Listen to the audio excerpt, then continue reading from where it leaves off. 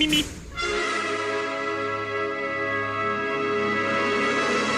Mimi. Silence. Chers auditeurs, pour cette dernière chronique, en cette quasi-veille de pause estivale, ou plutôt pause tout court, car nous attendons toujours que le soleil daigne nous montrer le bout de son nez. Donc je disais, pour cette dernière chronique de la saison, je vous la propose musclée. Et oui, aujourd'hui c'est transpiration, poids haltère et coupe mulet, mais aussi micro-short en jean et surtout ça.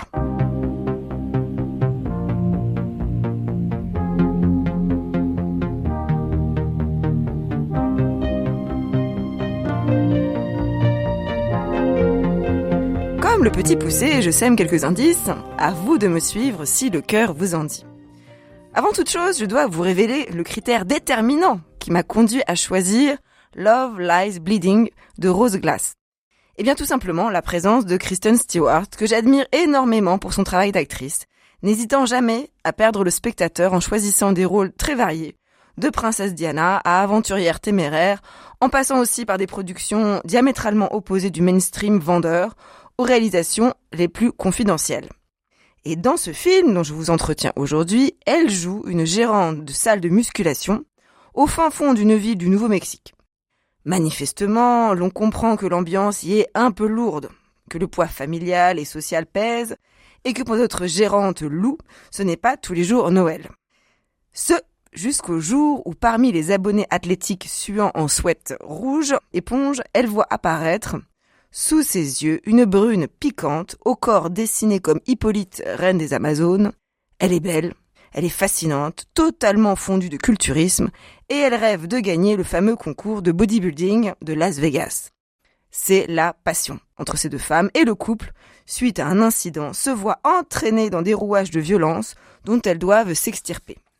Je remarque quand même que le cinéma indépendant étoffe son langage esthétique et narratif en empruntant à ce que l'on considérait il n'y a encore pas très longtemps aux films d'horreur, bref, au mauvais genre. Et je constate aussi qu'il est aussi très prisé par une génération de jeunes réalisatrices qui piochent abondamment dans ces sous-genres pour nourrir leur travail et souvent leur donner une dimension symbolique. Ce qu'un réalisme simple ne peut signifier.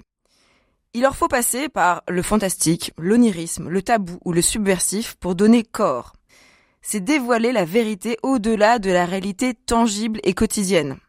Pour ne citer que celles qui ont le plus marqué le cinéma dernièrement, il y a Julia Ducournau avec Titane, Palme d'Or 2021, ou The Substance de Coralie Farja, qui a fait grand bruit lors du dernier festival de Cannes, tant il a causé palpitations, vertiges et fuites.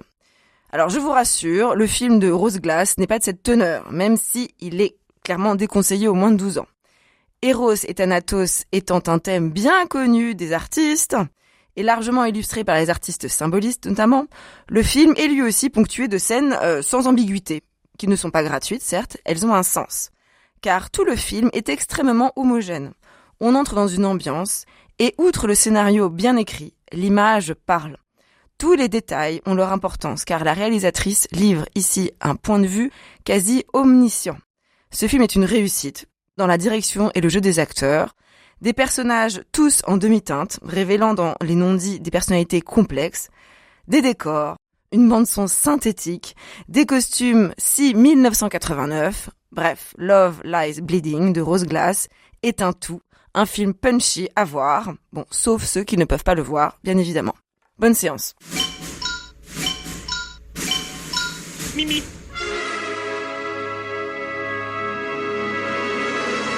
Mimi. Silence.